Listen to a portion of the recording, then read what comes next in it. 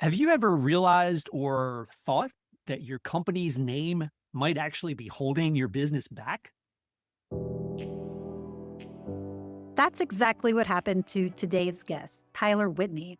He's the CEO of Mid-South Safety Services. And when he took over this business, he knew the brand needed to reflect the real value they deliver. And Tyler didn't start this business, he bought it. And that's part of what makes his story really compelling is he stepped into something that had a history and a good reputation, and then he reimagined the future. Welcome back to the Growth Minded Marketing Podcast, the show for growth-minded CEOs and their marketing teams who want to scale their companies, build a thriving team, and grow in leadership. I'm your host, Steve Phipps, and I am joined by my co-host, Annie Laurie Walters. We're talking with Tyler Whitney, CEO of Mid-South Safety Services. Tyler shares how he bought and scaled a decades-old business, rebranded it for clarity, and leads with humility and purpose. This episode is full of takeaways about ownership, alignment, and finding the tailwinds in your business. Let's get into it. All right. So this week on the Growth Minded Marketing Podcast, I have with me as my guest, Tyler Whitney, who is the CEO and the owner of Mid-South Safety Services. Tyler, I'm excited to have you on the show. So welcome. Yeah, thanks, Dave. Glad to be here. So Tyler, now you and I have known each other for several years. We were in Vistage together. And of course, we've worked together at Mid-South Safety. We've worked with you guys in the past on your website and marketing strategy and whatnot. So excited to dig into your story and some of the lessons that you've learned along the way. Likewise, Steve. A lot of those lessons I think you taught me along the way. And so it'll be fun to regurgitate some of that and throw it back at you. And that's one of the reasons I wanted to have you on the podcast, because I love CEOs who have a compelling story, and just in terms of their business, but just how they live life. You and I share a common faith in Christ, and just you live with integrity. And I see that across the board. And so man, I would love for you to share, how did you get started with Mid-South Safety Services? Tell a little bit about what you do, what the company does, and how you got started there. Yeah, great question. Mid-South Safety was originally Mid-South Emergency Lighting. I feel like I've owned and run two different companies, but it's all the same. Just we rebranded it about 2.5 years ago. Yeah, Mid-South Safety Services, and obviously in the Mid-South area, Memphis, Tennessee area, we are a fire and life safety company. So we work with commercial properties. We're all business to business, work with commercial properties, servicing fire and life safety systems. So think inspecting exit signs, emergency lights, fire extinguishers, kitchen suppression systems. There's several faucets to fire protection, but those are the three that we play in right now. When did you get started? Because like you said, originally it was Mid-South Emergency Lighting. Yeah, that's right. So bought the company with a partner in 2020. He and I owned it together for 5 years, and I actually just bought him out about 2 months ago. That was part of our original plan, that we would do this for 5 years, and then I would fully take over 100% ownership from there. I've run the day-to-day since May of 2020, but now just have the full ownership of it. The desire to jump into this really started back in 2014. I was working for a guy. It was a small business in logistics, and he was an older gentleman, but really took me under his wing, pulled the curtain back on the company, and just allowed me to see everything.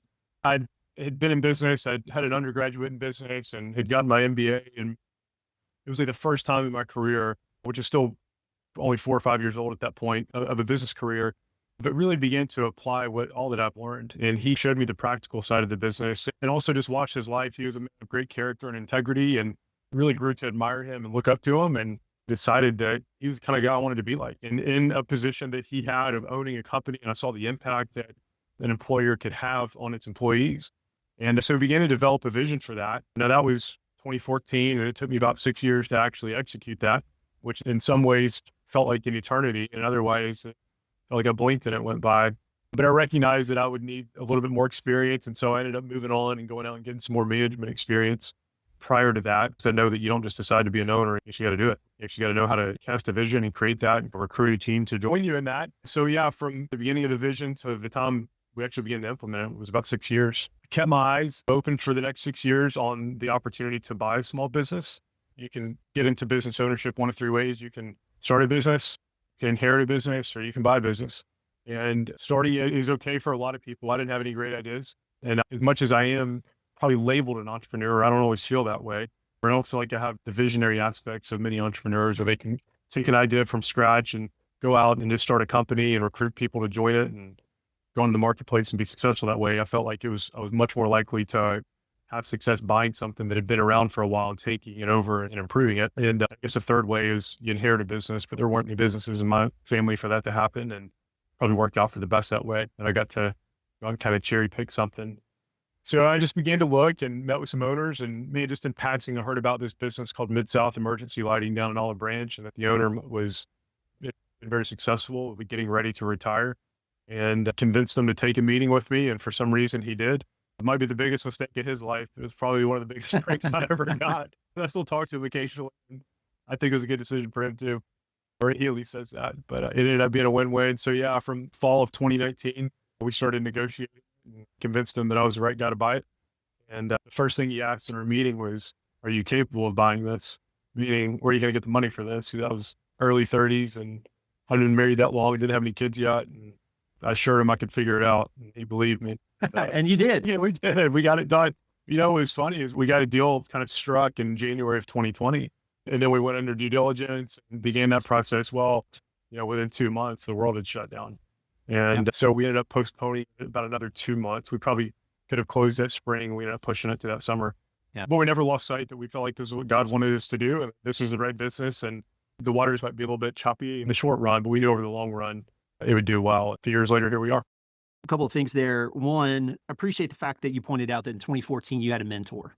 Yeah. And that you've continued to have people who you have met with, and you're very focused on developing your leadership skills. And it's important for CEOs to recognize, owners to recognize, what are your strengths? And as you said, you recognize, to put this in perhaps in EOS terms, of the types of leaders, you're more of an integrator. It's not that you lack vision, but your strength is going to be more in how do we, like you said, taking something and improving it, as opposed to starting something from the ground up and casting that. And I've heard you cast vision. So you can certainly cast vision, but I think it's important, as you mentioned, recognizing what's going to be the best use of how you're wired. Yeah, that's exactly right. And I think in a small business like we are, and like most businesses are, the number one thing they lack is good execution. There's enough ideas. There's somebody in that business that has a good idea. Execution is typically what gets lacked. At the corporate level, when you start getting into Fortune 500, 1,000, let's just call them multi-billion-dollar companies, visionaries become much more important. And I'm not saying they're not important at our level, but if you ended up sinking, it's probably not from the visionary perspective. It's probably because the integrator didn't integrate very well. Yeah. And a lot of times we visionaries have to play that integrator role, or quickly find people who can handle more of that operational type responsibility, because you've got to have those processes, especially as you scale. You got the founders, we've got to get out of the way. That's certainly a challenge for folks that have started a company. I mean, I can identify with that, and, going through different transitions to get out of the way. So I want to dig into something that you mentioned. Of course, we got to be a part of working with y'all on this, but just thinking in terms of, as you're a couple years into the business, and so now you've got your arms around it, and you changed the name of the company. And how long had the company been around when you bought it, with Mid-South Emergency Lighting as the name and the brand? Yeah, it was, when we bought it, it had been around for 44 years. So it was founded in 1976. We bought it in year 44, and in about 6 months, we'll hit year 50, Lord willing. So when it was founded, all they did were service emergency lights. So exit signs, exit combos, kind of emergency wall packs, things like that. About 10 years prior to us taking over, they'd begun to get into servicing portable extinguishers. And we recognized early on, hey, there's a great opportunity for growth. They kind of viewed it almost like as a throw-in, or just kind of we do this too, but it's not really what we focus on. And there's actually another Vistage member down in Louisiana that I just cold called one time. And I went down and visited his facility. He opened my eyes up and said, no, portable extinguishers is a great place to live. And you can build a pretty nice sized business on that. Healthy profit margin, sustainable, recurring. And so as we looked to grow that side, we were starting to tell our clients, just so you know, we offer this too. We'd love to bid it. We'd love to quote it. And they're like, man, we had no idea you guys did this. We've been doing it for years and servicing these clients year after year and other things. And so one of the common things that kept coming back was, your name says emergency lighting in it. And that's just all that we thought you did. And so we realized pretty quickly, we need to drop this part of our name, because it's very limiting and it's not all that we offer, nor is it all that we want to offer in the future. And we felt like after 44 years that the Mid-South name had enough recognition where it was worth keeping. So we said, we'll keep the Mid-South. Let's drop emergency light. And then what do you pick up? And it was in doing a deep dive with you, Steve, and your team at Wayfind. And we ended up landing on safety services. And part of that was in identifying of what could our dominant or competitive advantage be. And one of those is just being a premier safety services provider. We don't do a whole lot with new construction. I think just where we play in the market, we don't have a great advantage there. We do on the service side. And as we saw where we were going into the future, we're not just in fire and life safety, we're in safety. We keep building safe and we keep people safe. And we don't know all the things that we're going to get into in the future, but it'll be in that niche. A couple of things I want to point out and highlight there. One is you were recognizing that this was costing you business. It was. Because to your point, name says emergency lighting. And so it's immediately that's going to pigeonhole the perception that people have. So the name matters. And in that you were looking towards the future, what you could potentially offer, not just what your current list of services included. Sure. So I think it's important to note, especially as you think about growing a business, sometimes it is having to rename it, rebrand it. Sometimes it's just being cognizant of what are the opportunities in the marketplace where you potentially could have an advantage over competitors. Yep. And so what were some of the potential roadblocks that you encountered, or maybe some of the fears or the concerns about changing a name that had been around for 40 plus years? Yeah. The first thing was we'd had clients that had been with us for decades and had relied on us to service their emergency lights. And if we drop the name, are they going to think that we're less focused on depth service or on them? And so we wanted to alleviate those concerns and right away and say, no, there's no less focus. We're just also bringing this other thing in. Another thing is just, what if we were underestimating the amount of brand recognition that we had? You know, the thing about a Mid-South emergency lighting as a name is that it's limiting, but it also establishes what you do. It's pretty obvious. We were in the emergency lighting business servicing the Mid-South. The name was the tagline, if you will. We didn't want it to be that, but it was that. And so in rebranding it to Mid-South Safety Services, we then had to put forth a lot more marketing effort into re-educating our clients on who we are, what we can offer, and where we're headed. And we needed a name that was broad enough to do that. And so that's where we landed. A lot of company names, they don't tell you what you do. The name itself doesn't. We begin to associate services and products with people, but that's only because they push their branding enough where we can associate it back to them.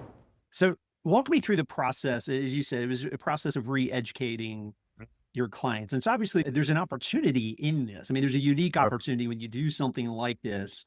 So what were some of the steps that you took to re-educate your clients? And what sort of response did you get from that? Yeah.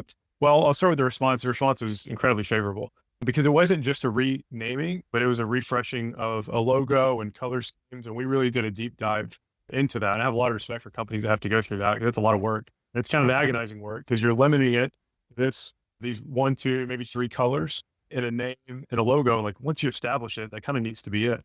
And so it's got to be something that you can settle in with for a long time. So the response was favorable. How we actually executed it tactically is sending out an email blast to all of our clients. It says, this is who we're now known as. And that was really favorable. We got a lot of responses back that said, that makes a lot of sense. I'm glad you're doing that.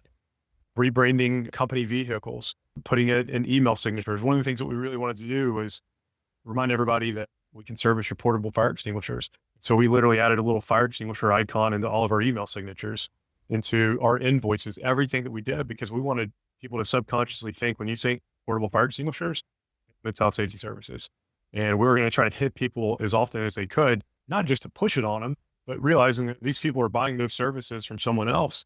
And you could then consolidate vendors by going with us. And the desire for us to work towards being a one-stop shop is what drove all of this. In the midst of the rebrand, one of the things that we did is really try to define what our competitive advantages. What are we really good at? Where are we better than our competitors at? And we identified a few things. But one of the things that we identified is what are we really good at? What could we be one day good at? And it almost, the visionary takes over, to go back to the EOS term. And you begin to think, okay, we're not there yet, but if we can get to this point, it would be a really good competitive advantage to have. And that was to be a one-stop shop, never to sacrifice quality. We had certain clients or potential clients tell us, Tyler, you can do it better. I know you can maybe even do it cheaper, but there's just already an incumbent in here. And I just don't really want to deal with getting rid of them right now. And there's not enough there to really throw them out because they're doing sprinkler and fire alarm and some other things for me. So we're just going to keep them in there for now. And when someone tells you, we don't care if you can do it better or cheaper, we're still not going with you, you really got to begin to say, okay, what we're offering isn't always going to be enough. Sometimes you have to overcome one additional hurdle. And we thought more services that we could offer would do that. And it's taken a long time, but we've been able to build out a kitchen suppression division and hopefully in the next year or so be in fire alarms as well. What's jumping out to me is we think about growth strategies. And I mean, that's our mission here at Wayfind is we want to help companies grow so they can do more good. And as you said, you've got to know your market. You've got to know your competitors. You've got to understand where you differentiate in a way that's meaningful to your customers. So what is the value that you bring that is different than or better than your competitors? So let's just eliminate the whole thing here. Price is not always the best competitive advantage. If anybody's trying to make that their competitive advantage, that can be a really slippery slope.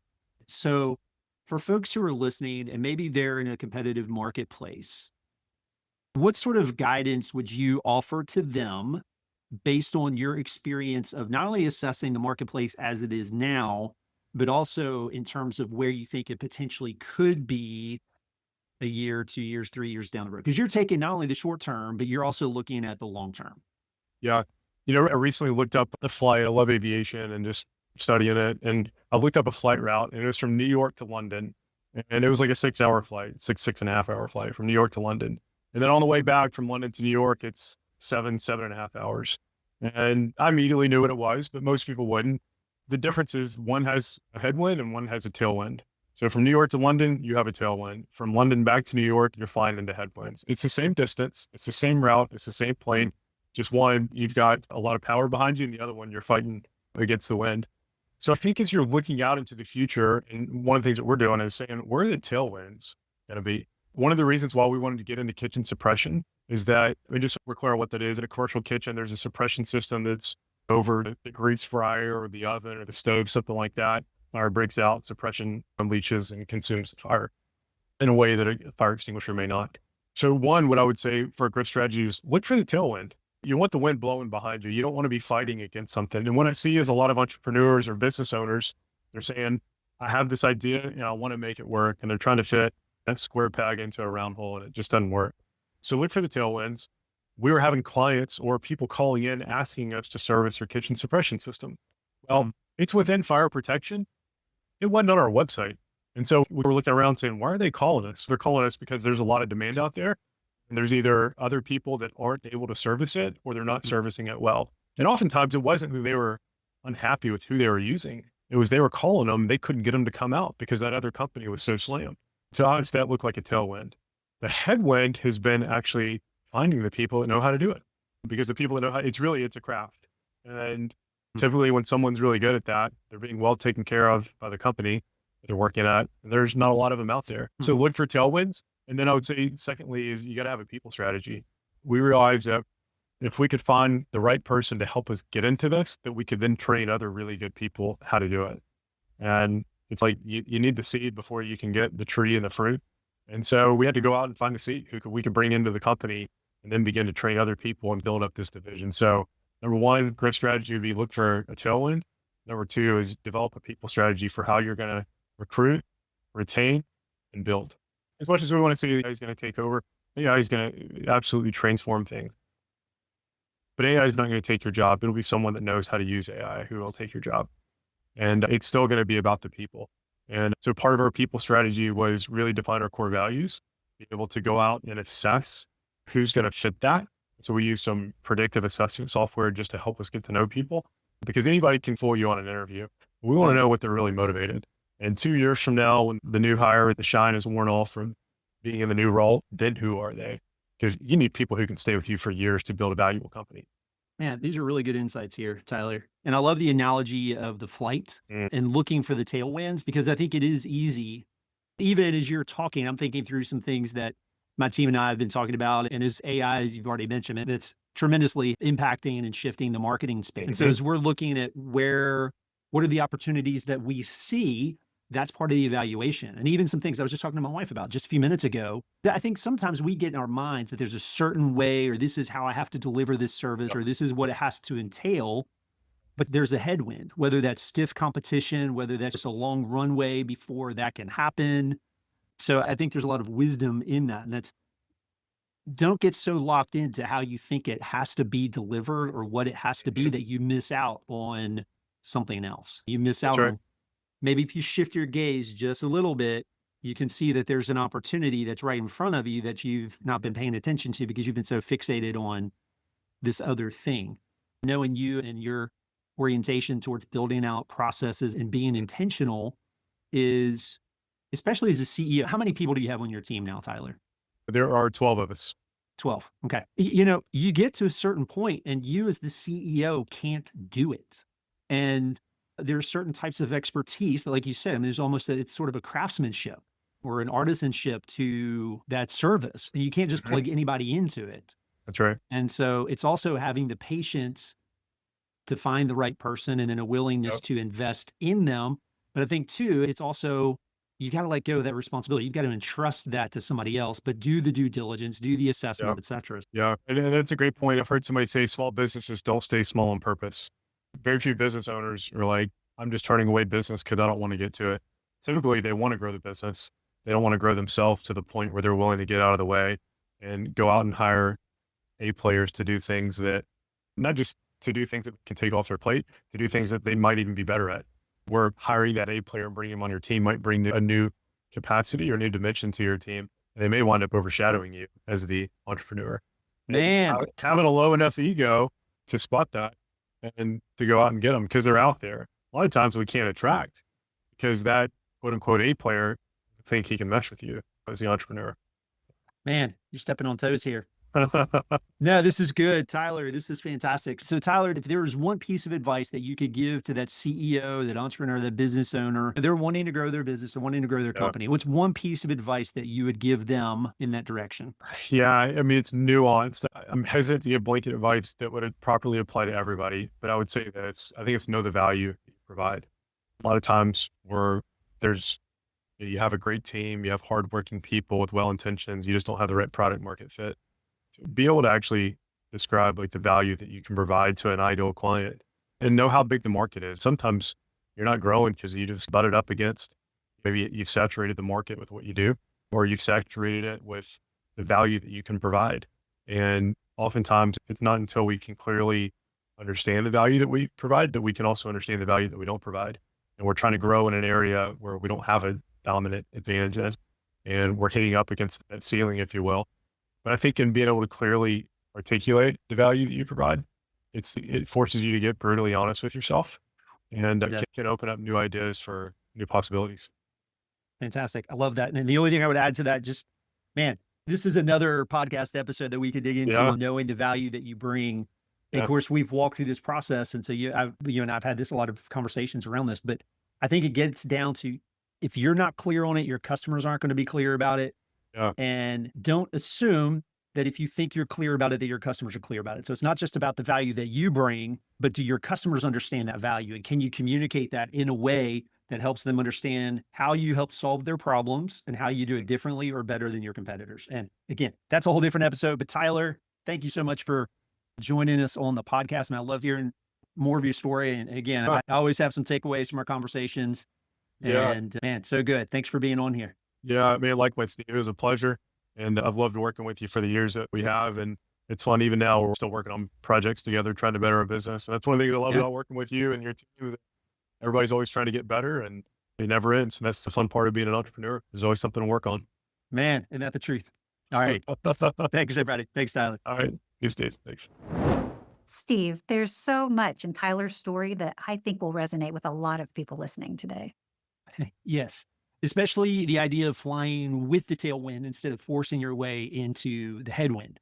That's a simple but powerful way to think about strategy. And quite honestly, that's something that I've been thinking about ever since my interview with Tyler. Really? Tell me more. It's simple, but it's helping me think about, even for Wayfind marketing, what are some of the opportunities that may not have been what I initially thought we needed to focus on, but that could be the right opportunity at the right time. Sometimes it's just shifting the focus a little bit and seeing some opportunities that are a really good fit for the time. For instance, right now we're doing more and more with AI and marketing. And so I think there's some unique opportunities that even a few months ago might not have been on my radar, but that I think could be really good opportunities for Wayfind. It reminds me of a quote I wrote down from a book I was reading not long ago, and it said, "Don't run against the wind, run with it." So basically the same mentality.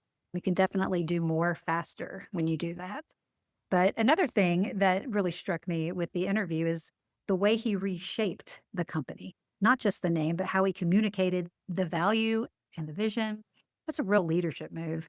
So I wanted to ask a few follow-up questions for you, Steve. Just what stood out to you most from Tyler's story about buying a business instead of just starting one from scratch?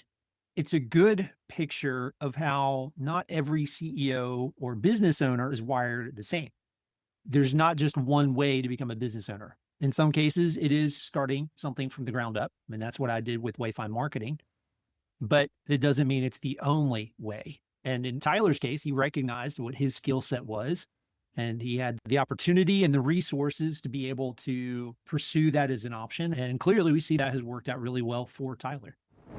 Tyler talked about tailwinds, where your marketing is already nudging you in a certain direction. What are some signs a CEO could look for to identify their own tailwinds? I think the first thing is more of an introspective perspective. That is, before they can even see the tailwinds or those opportunities that are before them, they've got to ask whether or not they're looking outside of whatever their current vision is or whatever their current priorities. Are they open to other opportunities? Are they stepping back? Are they asking people to challenge them? And especially with AI shifting a lot of things, right now is an opportunity in a lot of spaces and industries to reassess and reevaluate where are the opportunities. What are some ways a business leader can know when it is time to change the brand? We've seen this play out with clients in a couple of different ways. We've seen in the case of Tyler, the recognition that the name, in their case, Mid-South Emergency Lighting, was very limiting. So in some cases, it's not difficult to see.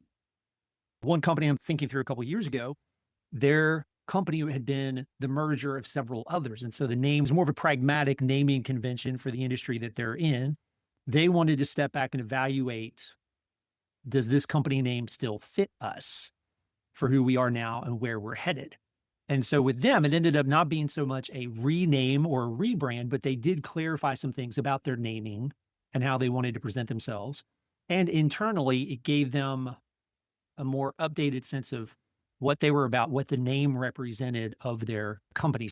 As far as knowing when it's time to change the brand, it can be very practical, pragmatic things. Sometimes it's more of the internal. Is there a better option? There's another past client that we've worked with that's a part of a group of companies. And what they've wrestled with is the naming convention of their business. Do they need to be unified with a single company name? Does it need to be each brand has its own name, but then it's, a ABC company? And so there's different reasons that can cause that. And as far as mindset, I think that the big thing there is one, approaching it from the CEO's perspective of the adage, be curious, not judgmental. Approach it with curiosity. Just because you're considering changing the name doesn't mean you're going to. And if you do, then it becomes really important to communicate clearly what's happening and why. And there's opportunity within that. Is there going to be confusion at some point? Yes, because there's a lot of logistics behind it, but that can be handled and managed when it's done thoughtfully. Tyler emphasized knowing the real value your company delivers. How can CEOs evaluate whether their current value proposition is truly meaningful, not just to them, but to their customers? Ask their customers. Sometimes the best answer is the easiest one. Yeah, it's interview your customers. Ask them why they value what you do, or what do they value about what you do. That's a simple thing. Talk to your customers, do a survey if you need to. And I would even say, listen to your salespeople when they're communicating, when they're helping prospects understand what you do and why it matters. What are the words that they're using? Does it align with what you perceive to be the value proposition? And ultimately, is it moving the needle? Is it helping drive new customers? Does it resonate with them? He also talked about people strategy. What's one way CEOs can get out of their own way and create the conditions to attract top talent, even if they're not a big company yet? I think back to a John Maxwell book I read years ago, And one of the things that he talked about was surrounding yourself with experts, surround yourself with smart people. Don't be afraid to hire somebody that's better at something than you. And so I think when it comes to building a team, there's an honesty and a humility of recognizing what are you as the CEO best equipped to do? What are you best at? And then who can you hire? Who can you bring onto your team to be the best at the other things that need to be done? I think part of that's just the acknowledgement that you can't do everything. You're not the expert in everything. You got to trust other people. And I think that's especially important for founders who are growing companies. I've wrestled with that. Sometimes the biggest challenge is me getting out of my own way. As I'm listening to this, I see how all of this connects back to our guide marketing framework. Tyler may not have named it that way, but you can see it throughout his approach. Oh, absolutely. Our guide framework was designed specifically to help CEOs step back, evaluate marketing, and lead with the same clarity that they bring to the rest of the business. Our framework helps identify what's working and what's getting in the way. We created the B2B marketing assessment. It's a simple, practical tool that gives you a clear picture of what's working, what's not, and where to focus next. And you can find this assessment on our website. Taking the assessment only takes about 5 or 10 minutes, and it covers the 5 key areas of your marketing: strategy and messaging, online presence, content, sales, and measurement. We're so glad you joined us today. We hope Tyler's story gave you some fresh perspective and a few practical takeaways that you can bring back to your team. Please share this episode with another CEO or someone on your team. Chances are they are facing similar questions, and this might just be the insight they need. We'll see you next time on the Growth Minded Marketing Podcast.